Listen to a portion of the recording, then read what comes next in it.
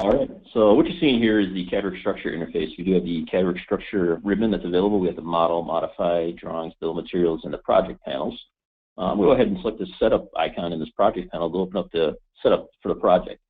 What you see here in the general tab is we have the configuration file, which this will be the configuration file for the project that you can set. This would be similar to plant, if any plant users out there are familiar with the config files. Also, we have the project file. Now, the project file is going to hold all of the member sizes that you want to use for that project.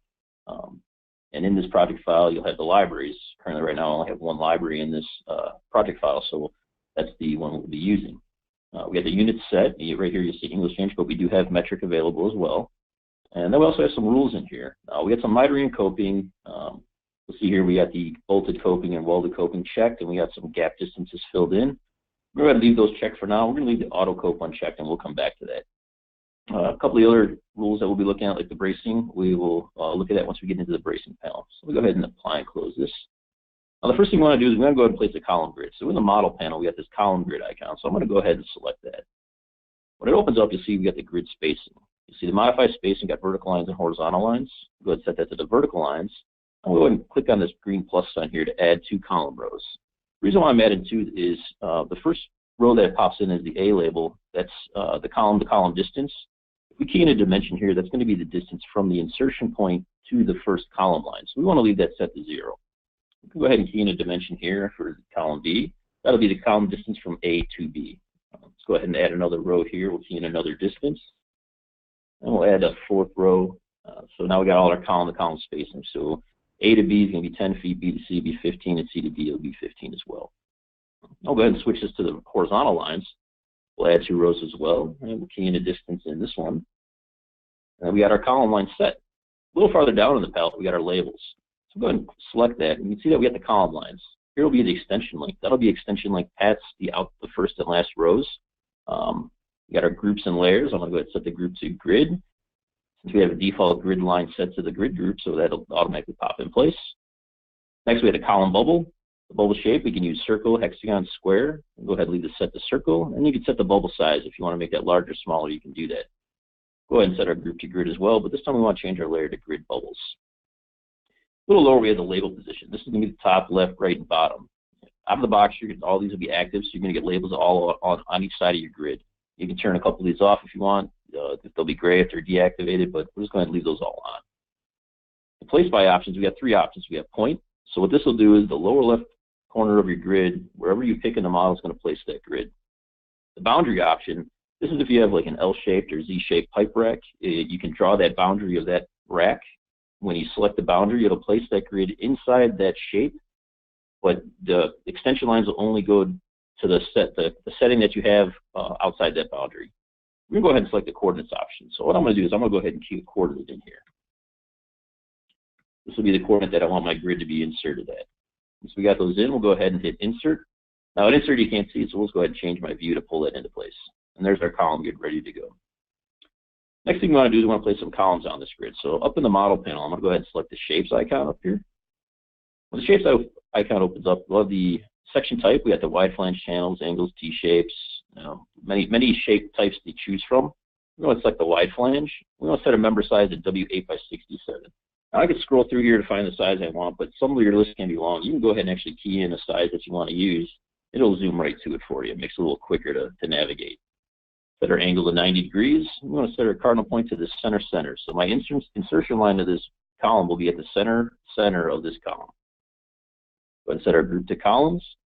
We've got some place by options here. I want to go ahead and use this column length. We could use pick points where you can pick 2 points, specify a length, or if you have some lines drawn, you can select those lines, but we want to try this column length one because this is the new feature. Once we get that set, we'll go ahead and insert. And what it's asking you to do is going to ask you to enter that column length. So we want a 20-foot column. So I'll go ahead and key in 20 feet, hit enter. And now all I have to do is just go ahead and just pick my points where I want to place these columns. And it can continually place all these members without having to hit insert each time you place a member. So now we got our columns set. Let's go ahead and place some beams on these columns. Go in here and we'll just set the member size to W10 by 22. Change the rotation back to 0 to 1. Our beams are rotated. We'll change our cardinal point to the top center because that's where we want our cardinal point to be on our beams. Set our group to beams. This time we'll go ahead and select pick point.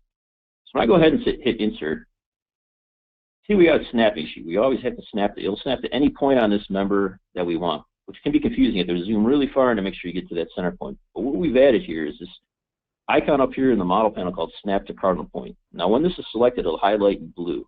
So now when I hit Insert, I can come in and it's only going to snap to that cardinal line of that member. So we can go ahead and quickly place members at all these columns without having to worry about snapping to the wrong portion of that member. Moving a little too quick, I'm not snapping in the right spot, but get those in there. So now we got those in place. Let's go and we want to place some members at a lower elevation. So let's go ahead and set this to the beam elevation option. Now when I hit Insert, it's going to ask you to key in the elevation. So since my grid is at 25 feet, I want to go ahead and set my next elevation at 32'6". So now what it's asking me to do is go ahead and select my columns. So I just go down the line, I select the columns that I want to connect with beams. And I right click it, it places all those columns in place, all those beams in place in between the columns that I have selected. So select the two, right click. Select these two, right click, places that beam in there.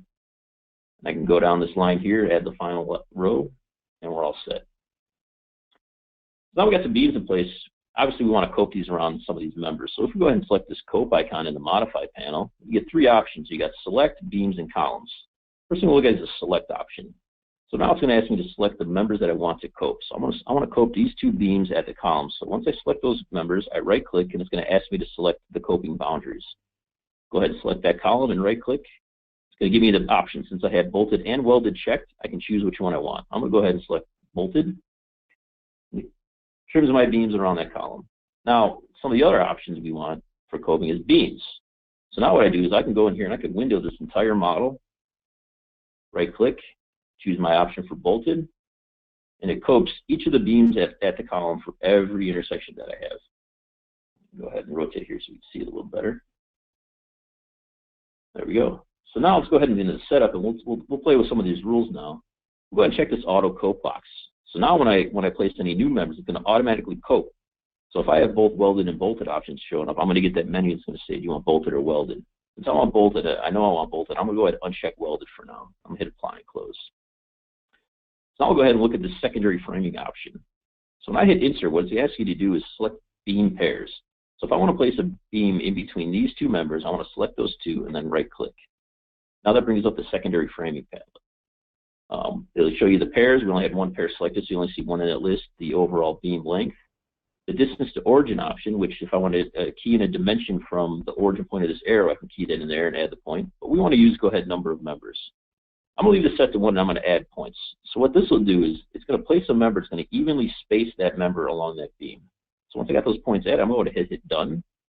Places my beam in place, already coped and ready to go. Go ahead and do the same thing with secondary framing, except we want to place a couple beams in between these members and these members. Same thing, we just want one member, so we'll go ahead and check that box, add the points. You can see now we got two pairs in here. So pair 1 highlight shows you that origin point. Go ahead and switch that to pair 2. It's going to show you the new pair that's highlighted with the origin point. Go ahead and add that point there and hit done. Both beams added, already coped and ready. Now we can do it multiple times. So if we go ahead and insert here, we can select multiple pairs. So what we can do is select those 3 beams, and I want to place 2 members in between each of these pairs. So I'm going to go ahead and check that box and hit 2 for add points. Now I got my 2 points added. Switch to pair 2, add those points to pair 2, and hit done. All 4 beams in, ready to go really quick. Now this time we want to place a catwalk across the top panel of this structure. So we'll go ahead and hit insert again, but this time I want to select all of these parallel members across the top. Right click, okay, so now we got a full list of beam pairs in here. This time we want to use the distance from origin. So here's my origin point, and I want to place a beam that's 4'6" from the end of that. So I'm going to go ahead and key in 4.5 feet and add points. Now we want to go ahead and select all of our pairs, and I want to add points to that as well. Get on to pair 3, and I'll select pair 4, add those points. Now I want another one I want it to be 3'6" from this point, but I can't just key in 3'6" because it's going to come from the origin point. So I need to key in 8 feet. I'll add that point as well. Go ahead and do this for the rest of the pairs as well. And then hit done. Now we got our beams placed in there really quick and easy. Now one of the other options for modifications is the grips that Amy was talking about earlier. One thing you should mention, we have that plus grip in the middle. I can go ahead and select this plus grip, but if I want to change that member size, I can do that. We don't want to do that for right now, so I'm going to go ahead and show you the other options with these grips. So if I select this, if I select the plus grip on the end, I can key in that delta distance. So if I have a 20-foot column and I want to make it 20'6", I can key in 6 inches here. If you select the grip at the square grip at the end, this will be the overall distance. So same thing, if I have a 20-foot beam and I want to make it 26 feet, I can just key in 26 feet. Or you could easily just use your snaps to adjust the size of the member with the other beams. They're all set. And once those are in place, we want to place some base plates on these columns. So I'll go ahead and select the plates icon up here in the model panel. I want to use the base plates, so we can go ahead and set this member thickness to 3/4 of an inch. Set our groups to plates. And we can just key in a dimension for the length and the width. Key in 16 here. And we have a couple insert options. We've got pick points and select columns. So I can do pick point, and I can just pick each point on the end of the column, or I can do the select columns. So when I hit insert, I can go in here and just window the entire model. It's going to look for those vertical members as the columns. I right click, and the next thing it's going to do is ask you to pick a thickness direction. So the negative direction is going to be in the negative Z in the model, so that'd be placing the plate below the column. We want this to go in the positive direction from the ground up, so it would actually trim that column length. So we'll go ahead and select positive, and all of our base plates are placed in place in the model. Let's go ahead and place some bracing. Go ahead and select the bracing icon up here in the model panel. We're going to use the X bracing on this one. We've got our same thing with the shapes palette. We got the different types of members that we can use. We want to use the T shapes for this one. We'll select our WT 3x6, pick the center point. I'll go ahead and set our layer here, groups and layer. Then we'll hit insert. Now what's going to do is actually select that top member. So if I want to place an X bracing in this panel here, I can just go ahead and select this top member, and my bracing is in place. Since I had my auto cope on it, I already coped that member. A lot of times your bracing isn't always going to go to the cardinal point of your beam, so you need to modify the work point. So up in the modify panel, we got this bracing work point offset. So if I go ahead and select that, it's going to ask you to key in the dimension if you want to offset it. So if I key in 5 inches since it's a W10, hit enter, and I could specify the end point of the bracing. So if I snap to the end of this beam, or the bracing, it shifts it down the 5 inches that we keyed in. Go ahead and do that same on the other side. Or if you know both members got to be do it, you can key in B for both and select the other member, and it shifts it all down for you as well. Now, we also talked about some of the rules. So if we go back into setup and we look at this bracing rule, we can go ahead and check this box for the auto bracing work point offset. So what that'll do is when I place bracing, it'll automatically offset it half the depth of the beam, not to exceed a certain dimension keyed into the max work point offset. So the most offset I'll get out of my members is 1 foot based on my settings here. I'm going to apply and close on that. We'll go ahead and hit insert again. And I'll select this top member. You can see my bracing's already offset. It has a code kick because I'm still in the middle of the command, so we'll place a couple more things of bracing in here. Right click, and there's our bracing already offset, already coped, and ready to go. I got most of our members placed. Let's go ahead and look at some of the assemblies. So if I click on the assembly icon up here in the model panel, let's look at the handrail. Out of the box, we deliver templates so the users can kind of get an idea, but these can be completely customizable to meet your project needs. We use a 3'6" handrail on this one, and this time we want to use the points option. So I'll go ahead and hit insert. I want to select the members that are up at the top of this catwalk so we can place handrail around so that we can place it. Once we got our points selected, I'll right click, and my handrail is in place and ready to go. We also want to place some handrail around this lower platform here, but we know that if we place handrail here, it's going to interfere with these columns. So we have these options for start and end offsets. So I'm going to go ahead and key in a dimension here for the start and end offsets. This time I want to use my place by option set to members. I'm going to hit insert. Now it's going to ask me to do select the member. So I want to place it in between these columns here along this member. Go ahead and select that member and right click. My handrail is in place. Start and end offsets are inside that 8 inches so it doesn't interfere with the columns. Go ahead and insert again, and we'll place it around the rest of the platform on these 3 members. Right click, and there's our handrail. Once again, offset so it doesn't interfere with our column. Now we got the handrail in place. We'll go back to the assemblies palette up here. Go ahead and place a ladder. You know, out of the box, we deliver some templates, and these can be changed. We want to go ahead and set the ladder with cage. This time we want to do the place by option with points. We'll hit insert. We're going to place a ladder with the cage on this end of the structure over here, from the top of the beam down to the ground level. Pick my 2 points. My ladder with the cage is placed in the model and ready to go. This time we want to place another ladder over here, but from the top of the platform to this lower platform.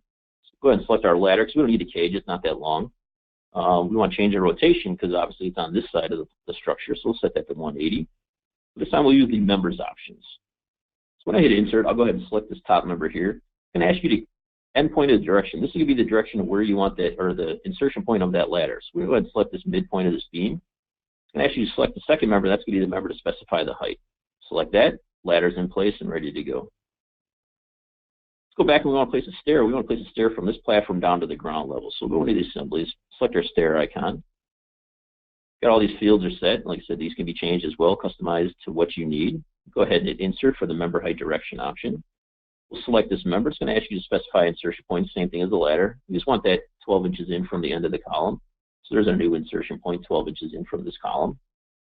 I'm going to ask you to specify a point to define the height. So we want this to go to ground level, so I know my grid's at the ground level, so I can just snap to that point. I'll point that in the direction I want the stairs to go. I want that to come away from the platform, so I just point in this direction and click. There's our stair in place. Now, we don't have any handrail on this. We could have done this at first, but I want to show you that some of the easy modifications that can be made. So I'll go ahead and double click on this, and it's going to bring it into the modify stair palette. Scroll down a little bit. We have this checkbox for auto handrail. So I'm going to go ahead and check that box. I'm going to use the 2 foot 10 inch stair handrail. I'll hit apply. Throws my handrail on the stairs and ready to go, just that quick. So now we know we got handrail up at the top, we got our stairs up here, but we got to be able to cut this open. So the modify option, we have this open handrail. So I'll go ahead and select that icon. It's going to ask you to select the handrail. So I want to open up this handrail. Then I'll ask you to specify a start and end points where you want that to open and to start and end. So I'll select this point here and over here, and it opens my handrail for me. Go ahead and do the same to these to the tops of the ladders up here. Take that handrail, my start and end point, opens my handrail. Same thing over here, handrail, start, end point, opens my handrail for me. Now we got that all set. Now let's go and place some grading on this catwalk up here and on this platform. So we'll go back into the assemblies palette. And we'll pick our grading option. So the grading option, we're going to have this show detailed grading check to show you the differences. So go ahead and select my grading grouping. And we're going to set this place by to members, and we'll hit insert. So I'll go ahead and select these members along the middle of this catwalk. Place my grading on. Get all these selected here, and then right click. And it places a slab here because it's not detailed. So if we go and switch this to a rendered view here, you'll see that it's a transparent slab that's in place. Now also too, when you place it by members or points, whatever points you select, it's going to place it at the middle of the beam. So if you go ahead and double click on this, we have this boundary offset in here. If you know what that boundary offset is, you can go ahead and key in a dimension in there, hit apply, and it'll shift that to the outside of that member for you. Now let's go ahead and place some grading on on the lower platform, but this time we'll go ahead and check that box. Set our option to members again, and hit insert, and we'll select this member and this member, and we'll right click. And our detailed grading is shown in the model. Now, the grading is going to interfere with the column, but we do have some tools that can help with that. So in the modify panel with this grading decking open, go ahead and select our grading. It's going to ask you to select the object that you want to open around the grading. So we'll go ahead and select our columns over here. Right click, and then it'll key in an offset distance. Now this offset distance is the distance from the object to the grading. So we'll go ahead and just key in 2 in there and hit enter. And it throws that openings around the grading to give you secondary banding. This will work really well if you have pipes referenced in. Your pipe comes through the grading, you can select that pipe, and it'll open up that model, or open up the grading for you. Ready to go. And that'll do it for our demo.